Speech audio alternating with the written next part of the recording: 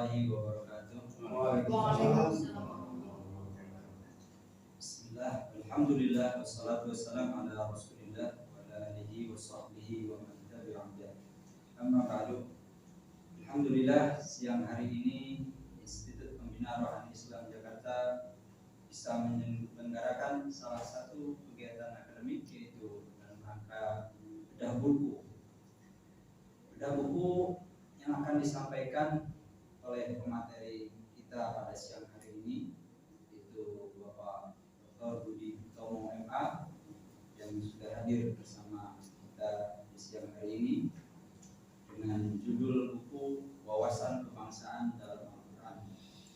Alhamdulillah, hadirin sekalian yang berbahagia, siang hari ini di tempat ini di gereja dihadiri pula oleh pimpinan gereja yang kami hormati Bapak Rektor Dr. Agus Pujiono MA, dihadiri pula oleh Bapak Ibu Wakil Rektor 1 Ibu Dr. Husnul Fatimah, dihadiri pula oleh Bapak Wakil Rektor Bapak Radas Diki Profesor MN. Hadirin para peserta kegiatan bedah buku yang kami hormati, untuk mempersingkat waktu, kita akan mulai acara kegiatan bedah buku dengan sama-sama membaca basmalah. Bismillahirrahmanirrahim. Kami mohon kasih dan maha penyayang, apa yang kita lakukan pada siang hari ini adalah tidak lepas dari kerangka untuk mengupas salah satu pedoman utama kehidupan seorang muslim, yaitu Al-Quran, dalam menghadapi tantangan kontemporer khususnya di negara kita, yaitu Republik Indonesia, negara yang kita cintai. Dan dalam konteks kebangsaan dan kita bernegara sebagai bangsa yang majemuk, kita memiliki isu yang sangat sensitif, yaitu bagaimana kebangsaan atau konsep kebangsaan jika dilihat dari perspektif Al-Quran. Kita meyakini Al-Quran sebagai jawaban atas semua permasalahan kita. Nah, ini tentu akan sangat menarik jika Al-Quran berbicara khusus tentang kebangsaan. Bagaimana wawasan kebangsaan dalam Al-Quran. Maka apresiasi yang setinggi-tingginya kami sampaikan kepada Bapak Dr. Budi Utomo yang telah melakukan riset penelitian yang sangat panjang terhadap isu ini. Ini isu yang sangat baik, Pak Budi. Kami berharap Bapak bisa menjelaskan kepada kami, memberikan wawasan dari hasil riset yang telah dilakukan berkenaan dengan tema yang sangat aktual ini, yaitu wawasan kebangsaan. Baik, hadirin sekalian, untuk mempersingkat waktu, kami serahkan forum ini kepada Bapak Dr. Budi Utomo. Beliau berbicara.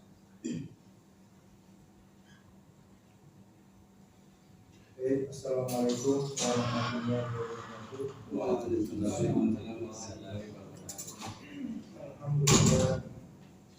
Alhamdulillah rabbil alamin. Allahumma shalli ala Muhammadin wa ala alihi wa sahbihi ajma'in. Wa ba'du.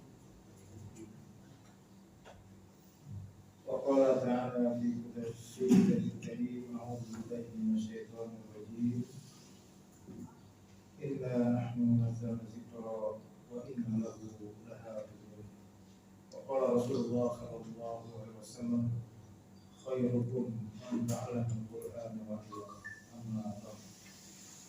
Yang terhormat dan dimuliakan Allah Subhanahu wa taala, Rektor Institut Pembina Rohani Islam Jakarta,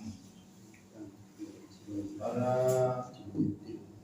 wakil rektor dari wakil rektor 1 sampai rektor 3 dan seluruh peserta bedah buku yang merupakan rangkaian dari kegiatan bulanan diskusi bulanan kita. Apa nama forumnya? Di Robani. Insyaallah ini merupakan satu inisiasi ya untuk sunnatan hasanatan di institut kita ini. Akan terus kita gulirkan diskusi semacam ini, dan di sela-sela kegiatan kita yang lain juga mungkin di antara temu dosen dan revisi akademik di gereja akan kita lakukan diskusi semacam ini. Ini merupakan satu tradisi yang baik.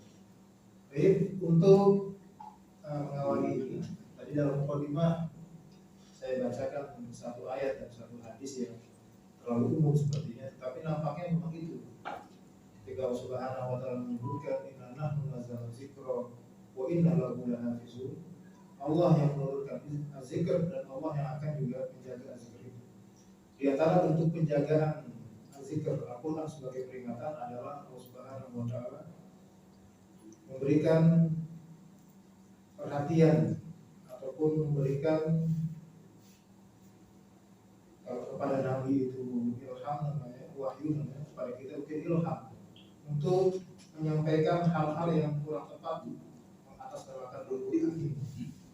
Maka insya Allah para cendekiawan, para ilmuwan yang berusaha, kalau bahasa kerennya berjihad untuk menegakkan kalimat hak berdasarkan apa yang Allah inginkan, ini juga merupakan para menjaga zikrul rahman, menjaga Al-Quran yang Allah jadikan. Dan karena itu berkaitan juga dengan membaca Al-Quran, maka di sini sangat relevan dengan khairukum man ta'allama Al-Quran wa 'allama. Jadi membaca, sebaik-baik kalian orang yang membaca Al-Quran dan mengajarkannya. Sayangnya sementara membaca Al-Quran itu di analogikan dengan hanya membaca teksnya. Maka hari ini kita membaca yang lebih dalam dari teks, makna di balik teks Al-Quran. Maka hari ini dengan Allah Subhanahu wa taala, mari kita awali diskusi ini. Ada jiwa kebangsaan di dalam diri kita, sebab seringkali orang yang cenderung untuk membela nilai-nilai keislaman itu dianggap berseberangan dengan orang-orang yang memperjuangkan nasionalisme. Padahal dalam forum ini justru kita akan memperlihatkan bahwa Al-Quran memberikan spirit nasionalisme kepada kita, tentu dengan catatan-catatan seperti yang akan kita bahas pada forum ini.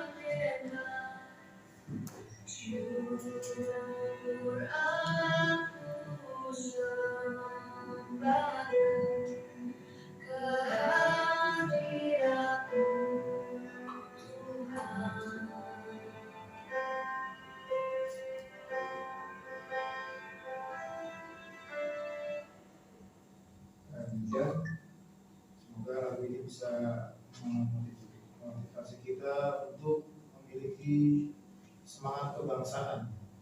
Jangan sampai kita antipati terhadap sesuatu yang sesungguhnya dalam Al-Quran sendiri tidak dilarang, bahkan tidak bertentangan.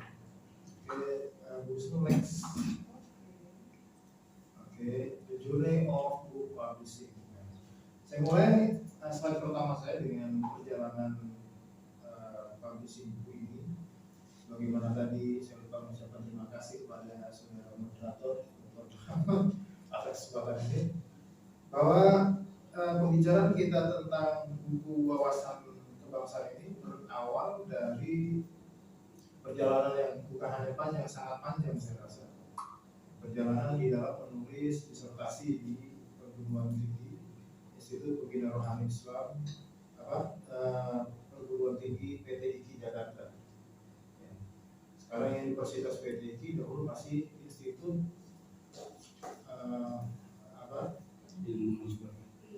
Ilmu Al-Quran.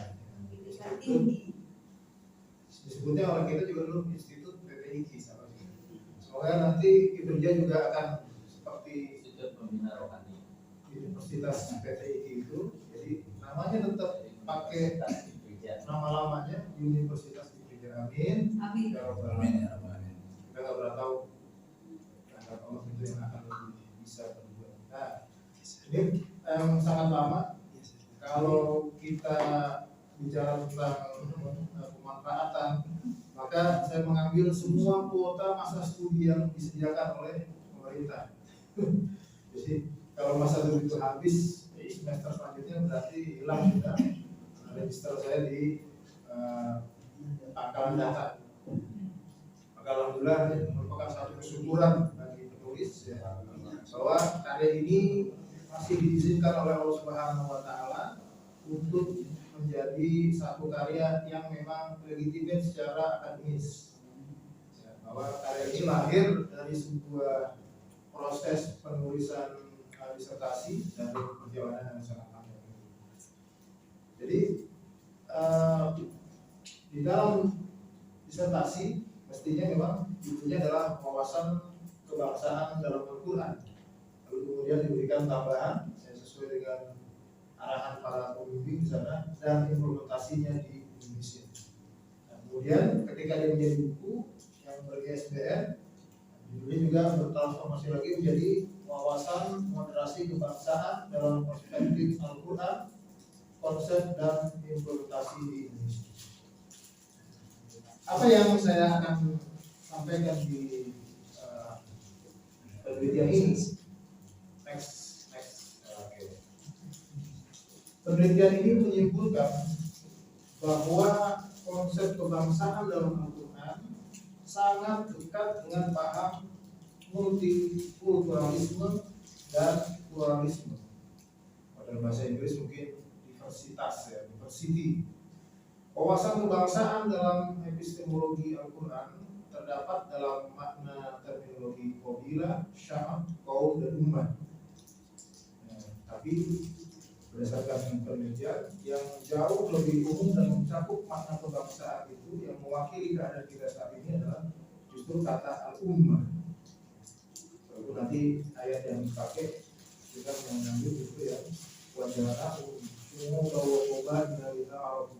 Tapi secara lebih dalam, secara filosofis itu makna ummah lebih mencakup makna bangsa seperti yang kita pahami pada saat ini. Pengakuan Al-Quran atas eksistensi negara kebangsaan terdapat pada muatan kisah-kisah. Ada kesadaran bangsa-bangsa terdahulu, kemudian dalam Al-Quran diangkat nama-nama mereka sebagai kaum Ad, kaum Thamud, dan kaum Iram. Yang perlu kita catat bahwa Al-Quran tidak menawarkan formulasi negara ideal tertentu.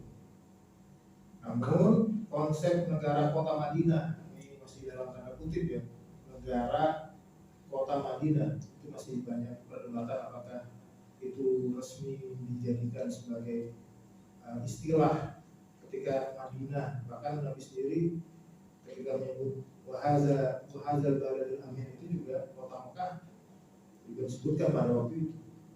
Apakah negara kota Madinah dengan pluralitas dan diversitas yang kompleks dianggap merupakan penafsiran Rasulullah dalam membina masyarakat muslim di era awal? Jadi model bagi terselenggaranya tata laksana pemerintahan yang adil bukan sebagai bentuk budaya yang Allah wajibkan. Indonesia merupakan perwujudan ideal konsep kebangsaan yang diinginkan oleh Al-Quran. Jadi peristiwa Rasulullah SAW berada di Madinah, kemudian masyarakat yang tinggal di kota itu membaiat Rasulullah sebagai pimpinan tertinggi menjalankan tata laksana pemerintahan itu, tidak otomatis menjadikan Rasulullah itu raja berdasarkan nubuah sebagaimana Raja Sulaiman dan Raja Daud, tapi lebih kepada keperluan masyarakat yang hidup di Madinah ketika itu.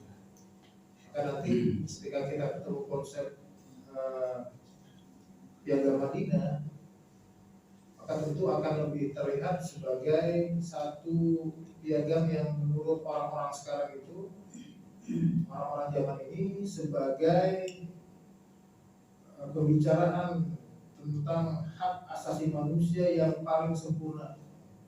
Itu yang pertama kali dijadikan patokan. Next, Oke. Kalau screen itu ayatnya apa?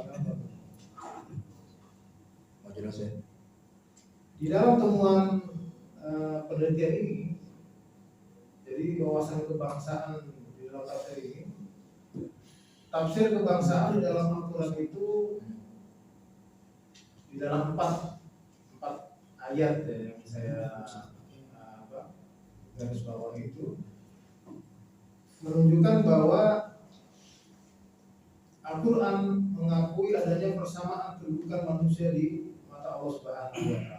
Misalnya maklum ya, dalam surat Al-Hujurat ini merupakan penolakan terhadap diskriminasi berdasarkan ras, suku dan kebangsaan. Ya, ini sangat kenal. A'udzubillahi minasyaitonirrajim. Ya ayuhan nas, inna khalaqnakum min dzakari wa untha wa ja'alnakum syu'uban wa qabaila lita'arafu. Inna akramakum indallahi atqakum. Lalu ayat kedua, kalau tadi sebagai penolakan terhadap diskriminasi berdasarkan ras, suku dan kebangsaan.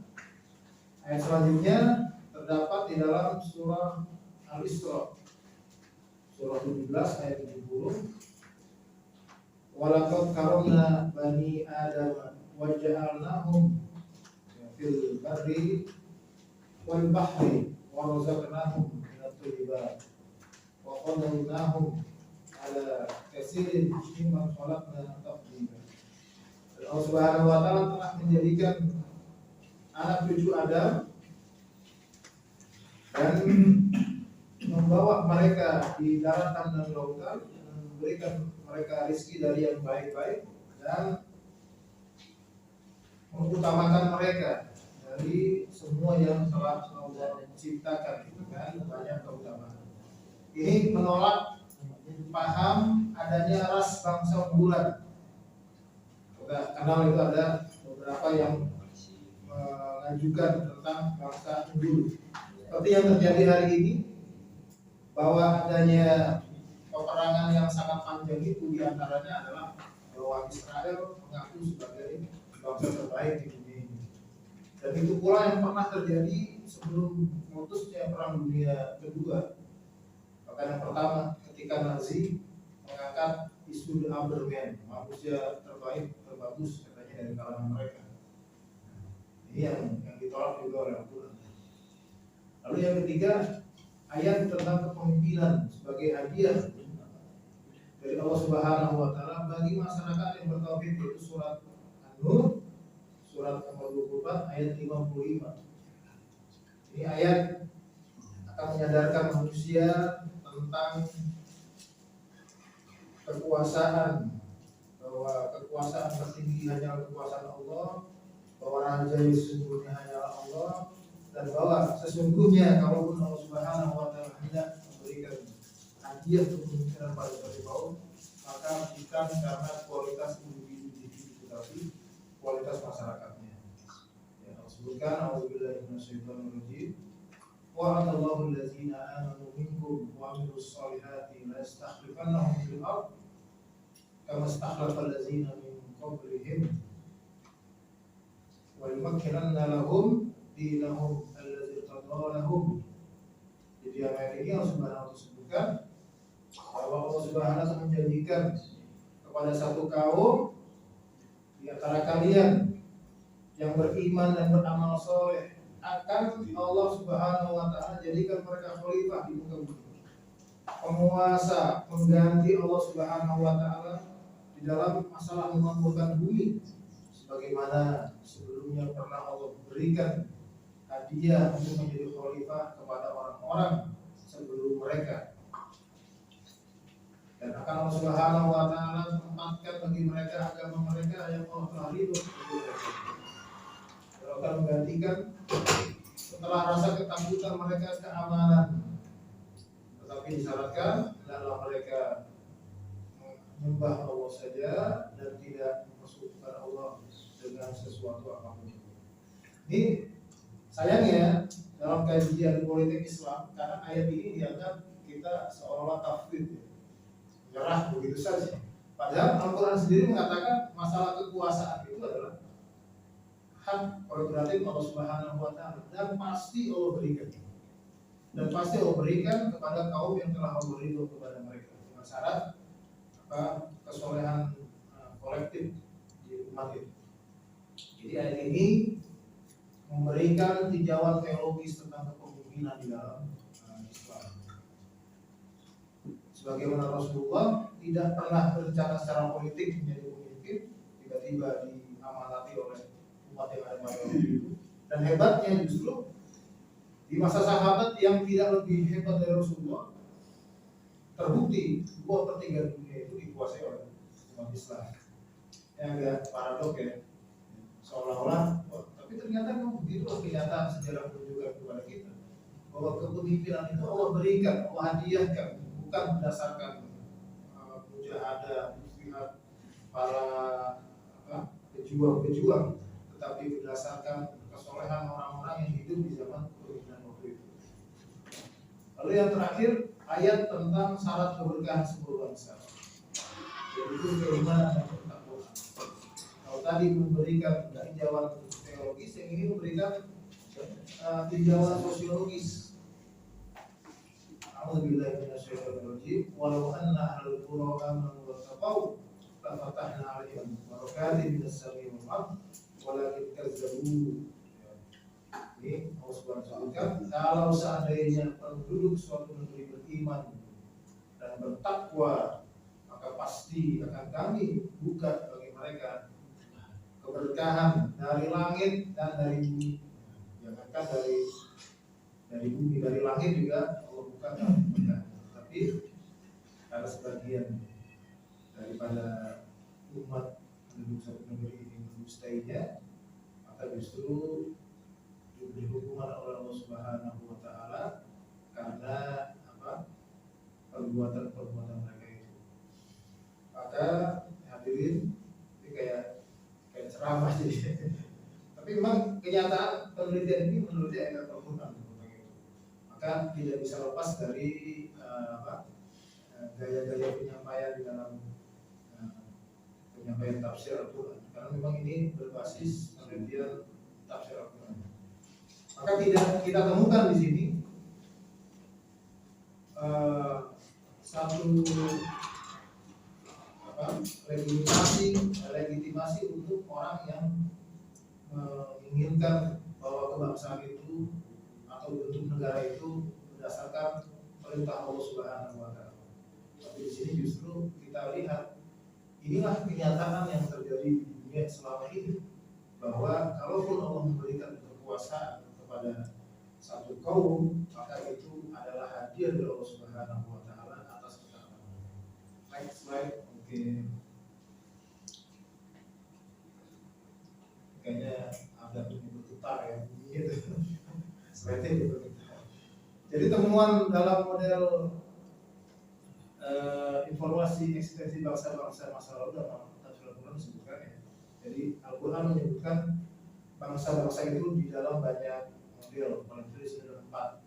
Pertama, menyebut langsung nama mereka dengan jelas. Jadi kita sebut Ad, Samud, Israel, Sabah, Ya'juj, Ma'juj, Quraisy. Bahkan Ibrahim walaupun satu orang itu disebut juga sebagai satu bangsa ya, itu kalau kita beri satu orang tapi disebut bangsa itu ada apa? Karena hebatnya beliau, walaupun satu sendiri waktu itu dianggap sebagai bangsa. Lalu penyebutan wilayah letak geografisnya, bangsa Iran, bangsa Iran, Madian, lalu Ashabul Aikah ini berdasarkan geografis. Lalu penyebutan nama nabi yang diutus kepada mereka, kaum Nuh, kaum Soleh, kaum Lut, kaum Firaun. Juga berdasarkan penyebutan peristiwa-peristiwa besar yang terjadi kepada mereka. Di sini disebutkan pemilik kebun, kaum terjadi terjadinya peristiwa Ashabul Kahfi, Ashabu apa termasuk Ashabul Ukhdud, dan pengaman-pengaman lainnya menyebutkan peristiwa-peristiwa yang terjadi pada mereka. Termasuk juga di sini ada Ashabus Sabt, salah satu kuat di antara kaum Israel. Selanjutnya Muslim.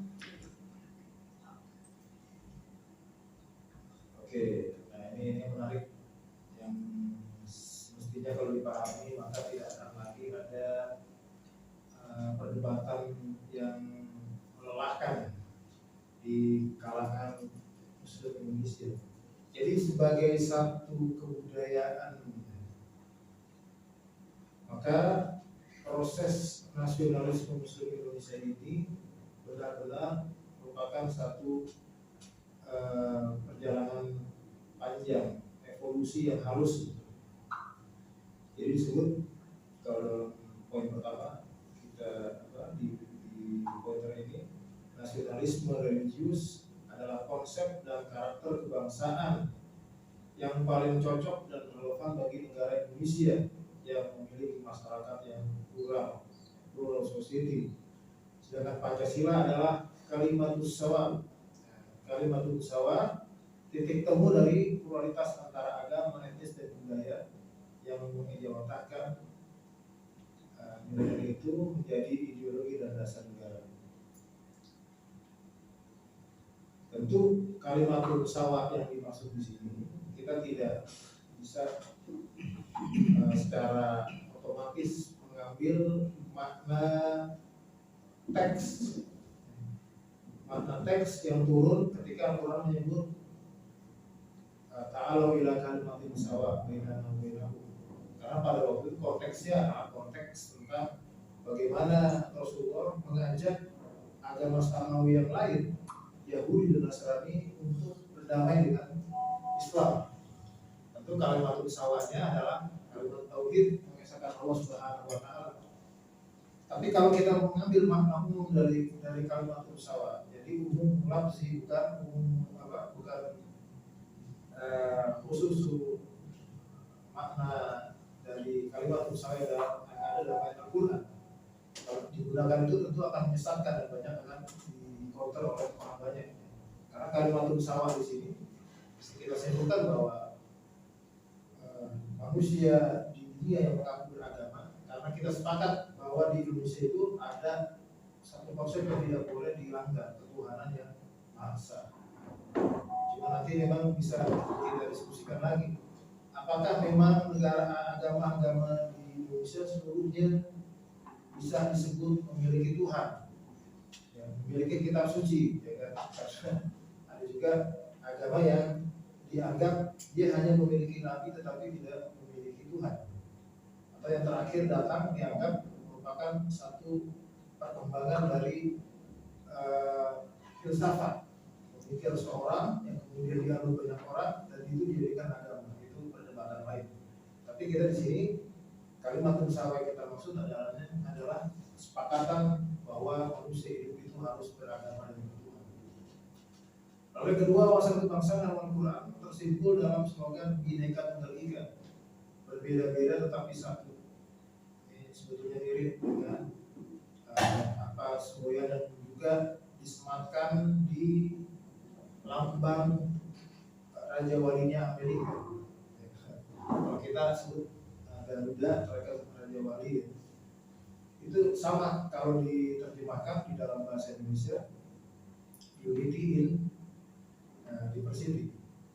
Jadi Bhinneka Tunggal Ika itu sendiri, lagi-lagi ini juga kalau mengambil kepada makna yang sesungguhnya, di mana kitab itu di satu kitab yang ditulis pada masa lalu itu akan menimbulkan polemik juga. Karena Bhinneka Tunggal Ika, menurut keterangan mereka yang memegang kitab itu sebagai bagian dari keyakinan, itu makna selanjutnya adalah Bhinneka Tunggal Ika. Dua yaitu, satu yaitu juga. Jadi merujuk kepada keadaan bangsa Nusantara pada waktu yang lalu, yang mereka beragama agama dengan keyakinan yang satu menyembah keyakinan, karena ada Buddha, ada Hindu, ada Siwa, yang ada Brahmanya. Jadi kalau disebut Brahmanya itu, kalau disebut Siwa ya itu, maka agama berdamaikan Bhinneka Tunggal Ika. Cuman kenyataan sejarah kalimat ini kita gunakan untuk menyatakan walaupun berbeda-beda, apapun perbedaannya, perbedaan keyakinan, perbedaan ras, perbedaan latar belakang kebangsaan sebelumnya, maka ketika sudah menjadi Indonesia, Bhinneka Tunggal Ika. Kalau sekarang kita sebut Bhinneka itu artinya bermacam-macam, Tunggal Ika, tapi satu itu juga. Tapi menurut ahli sejarah ataupun ahli bahasa yang mengambil dari kitab itu, dan kitab ini ada dalam bahasa India sebetulnya menyebutkannya Bhinneka Tunggal Ika. Di hari ini kita sepakati bahwa Bhinneka Tunggal Ika maksudnya adalah itu, unity, diversity, apa ini? Lupa ya. United diversity. Jadi itu makna yang satu dan kedua tadi, yang kalimat musyawarah juga kalau kita ambil makna tafsirnya dalam Al-Quran, maka akan terjadi salah paham juga. Kalaupun Bhinneka Tunggal Ika yang diambil juga dari latar belakang keyakinan yang berbeda dengan umat Muslim sekarang juga akan menjadi pertentangan. Tapi ketika sudah diramu menjadi satu pemahaman yang kita anggap sebagai landasan kebangsaan kita, maka seharusnya hari ini sudah kita anggap selesai. Nah, akan pernah selesai kalau permasalahan terus kita ikuti. Kapan kita maju, kapan kita kembali. Lalu yang ketiga, keyakinan yang dianut oleh penduduk Arab pada masa sebelum kesadaran kedatangan Islam sangat majemuk. Kalau kita bayangkan, jadi sebagaimana bangsa Indonesia hari ini, walaupun secara formal nama dan bentuk agama serta percayaan tidak sama persis dengan kita sekarang.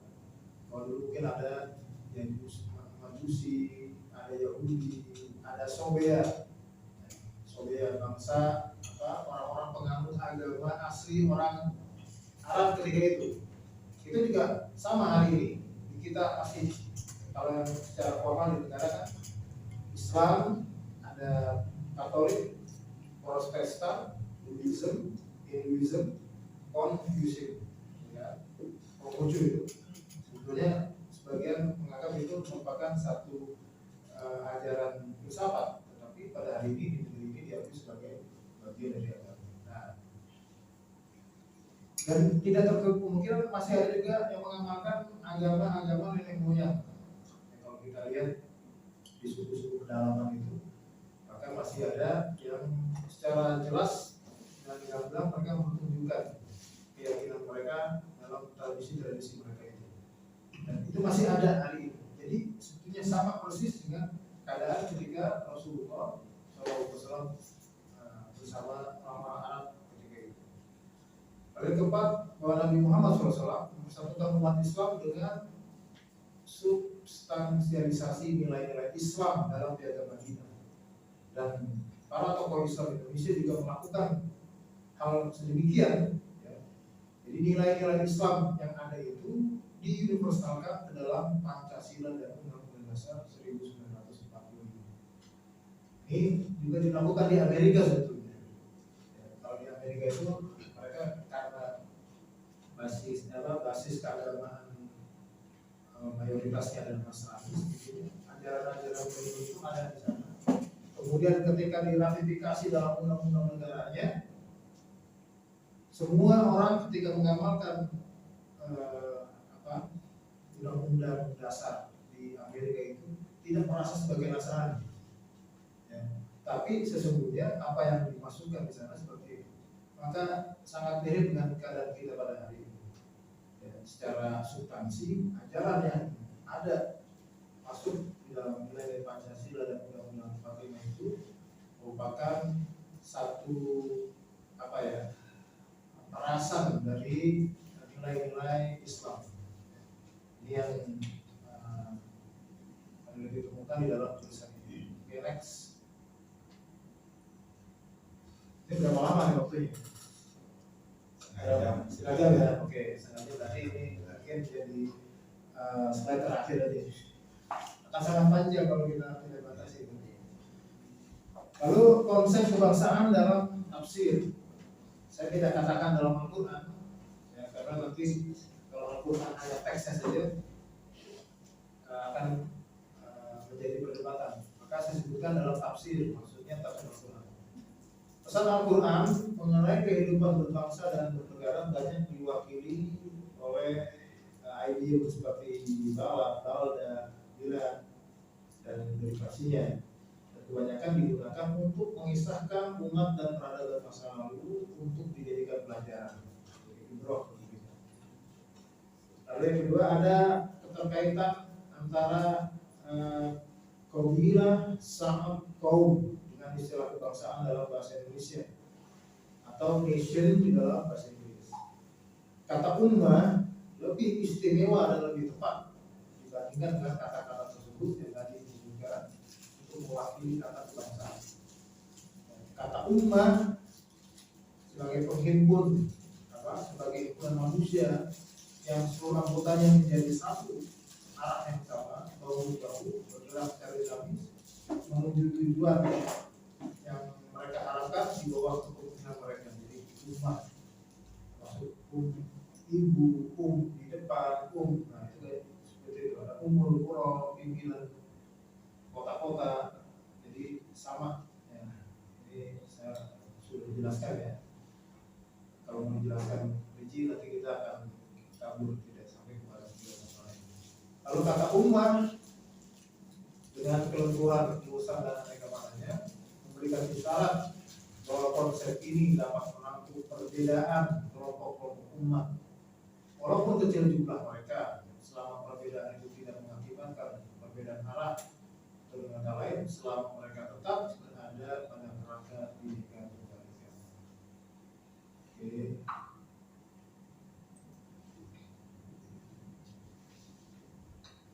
Nah ini panduan pemerintahan di dalam Al-Quran.